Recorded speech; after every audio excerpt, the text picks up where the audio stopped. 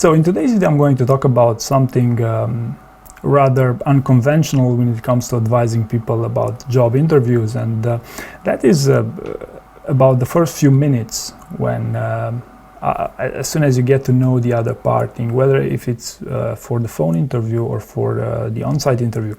And what really happens there is that it's quite tricky to understand how someone else is feeling about you, or how can you communicate in the best possible way, or how can you focus your gestures in such a way that they will be well received for that, which is something that it's called to build rapport. And the idea to make this video came while watching a motivational video by the famous Anthony Robbins, which says that rapport is power. And I truly believe that it is the case, at least for the first few minutes of an interview, because the better rapport you build with the other party, the better your chances that you'll get along quite well during the interview.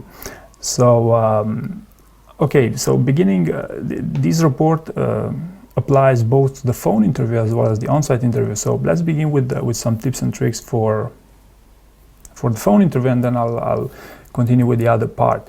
So first of all, how do you know when you have built a rapport with someone? You know this whenever you feel like you are on the same wavelength, right? You know when you feel like the other party understands you, and you feel like you also understand what the other party means by this. So there are actually, people can build rapport with other people that they are like them, or with other people that they want to become like, right? So these are the only two scenarios. So in other words, simply put, the very first strategy to build a rapport with someone during an interview is to mirror their style overall. And by this I mean you could, for example, mirror their same tone, keep the same tone of their voice, or keep the same tempo of the wording they say. So for example, if they are talking fast, you could also speak fast. If they are talking slowly, you can also talk a bit like them.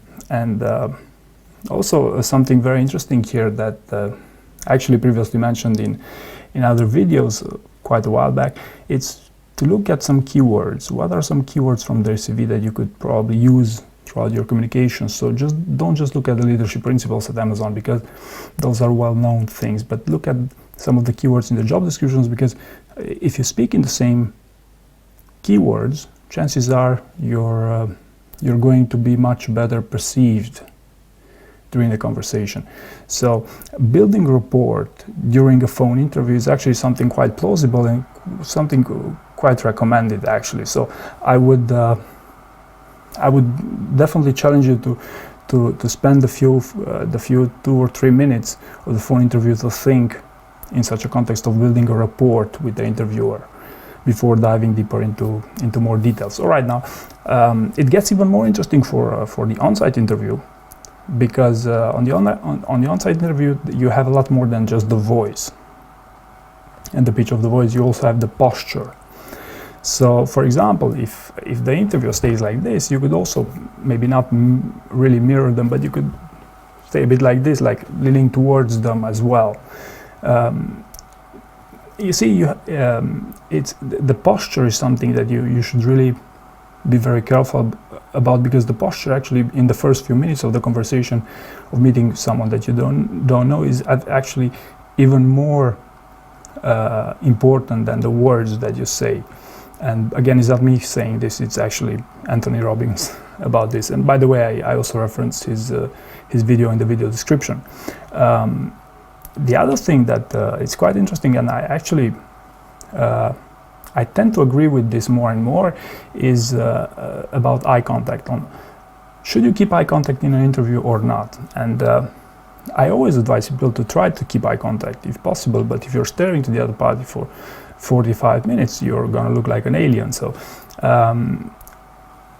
how you could tune up your strategy here would be to look at them. How do they prefer to keep eye contact? Do they prefer to look straight in the eye for the whole period of time? If so, probably you should also try to do the same. Maybe they would like to see if you're genuinely interested in the opportunity. So eye contact is also something you'll have to think about in terms of mirroring with the other side. The other thing you wanted to look at is gestures. Gestures, especially when you want to make a point, when you want to say something important. Whenever you want to say something important, you might have some unconscious gestures, which you could eventually work to tune up a little bit. Like, you see, whenever I try to emphasize something, I do like this. And if you look at the other videos when I was talking about this, it's rarely that I showed my hands in my videos. And this actually turns to be a pretty good idea, actually. So in the same way, maybe instead of staying with your hands down, you could put your hands on the table. This will further improve your posture and improve the power of your gestures throughout the communication.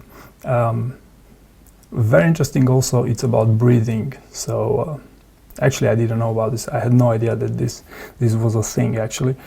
So if you manage to mirror their breathing, it looks like it might as well be a very efficient technique to build a rapport with someone. So yeah, there's that. Maybe you should try it at first with someone else then, so, and not to go for the first time directly in the interview.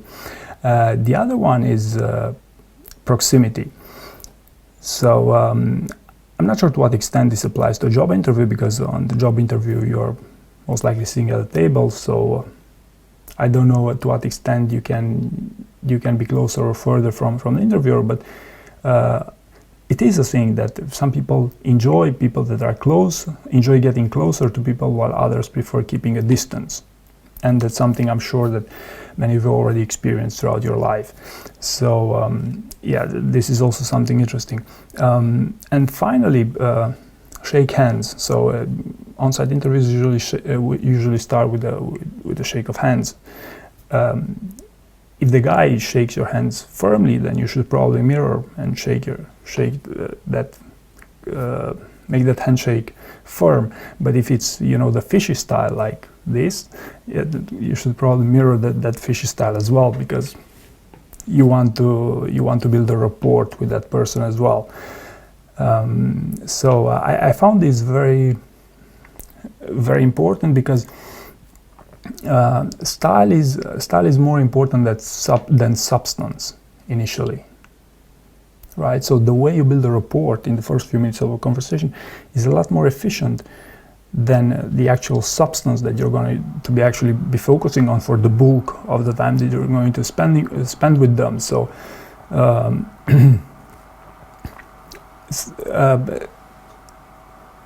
building rapport, I believe it's some of the best advice that I have for the beginning of an interview. And especially, again, I would encourage you to watch the full video of Anthony Robbins, which I also linked in the video description. So there you go. This is this is my advice for today. As always, I hope you found this content interesting, and thank you very much for watching.